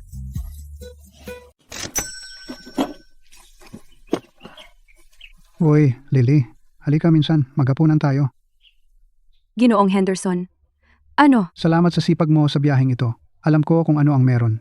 Ang ibang negosyante, pera ko lang ang gusto. Ikaw lang ang may mabuting puso. Palagi kang nag-aalok ng mas mataas na presyo. Kung alam ko lang, ibebenta ko na sana sa iyo ng 40 sentimos, lahat ng mga iyon.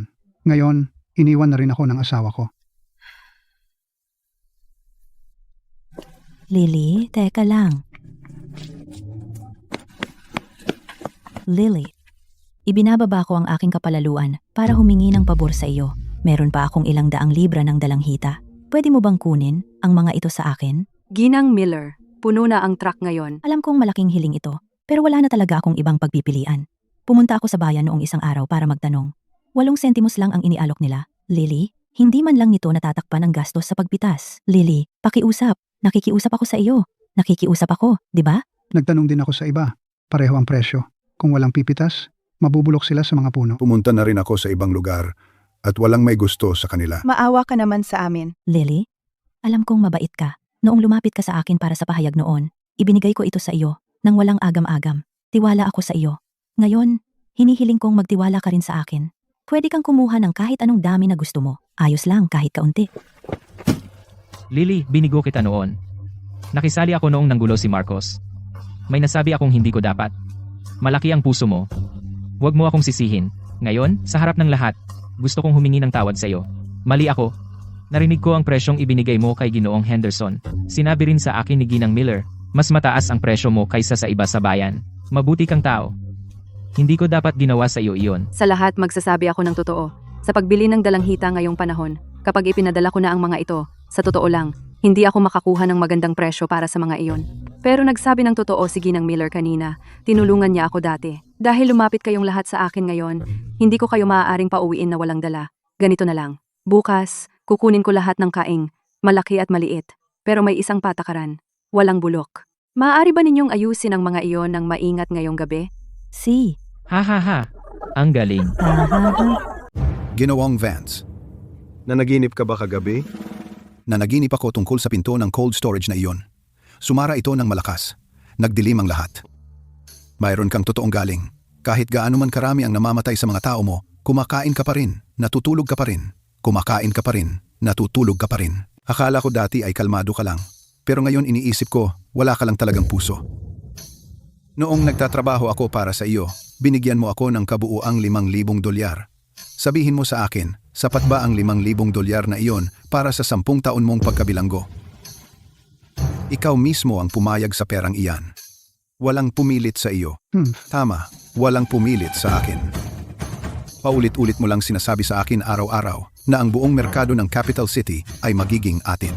Nagpinta ka ng larawang kasing laki ng bahay. At naniwala talaga ako. Sa negosyo, normal lang ang mga kunang buwan.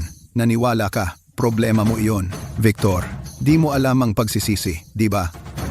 Mula sa cold storage hanggang sa bodega, hanggang sa packing testing report, ni hindi ka gumawa ng kahit isang bagay.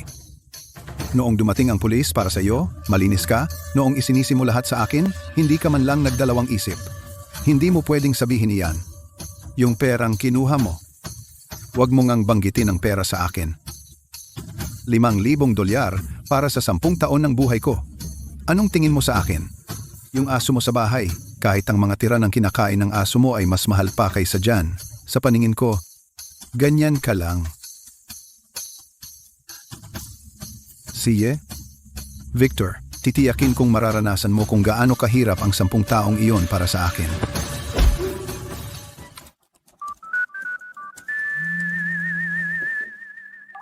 Natutulog ka na ba? Muntik na.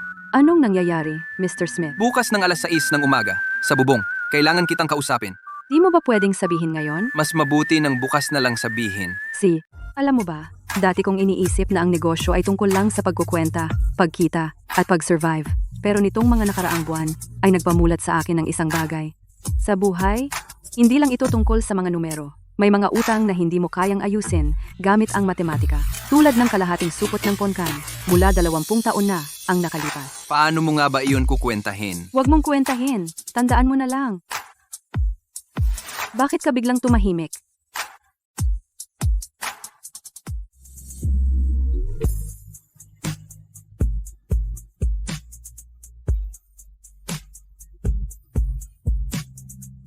Masyadong maagap, ha?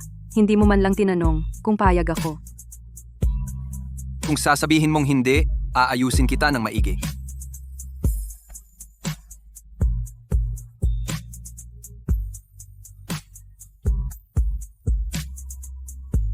Mahaba ang daan sa unahan. Sasamahan kita.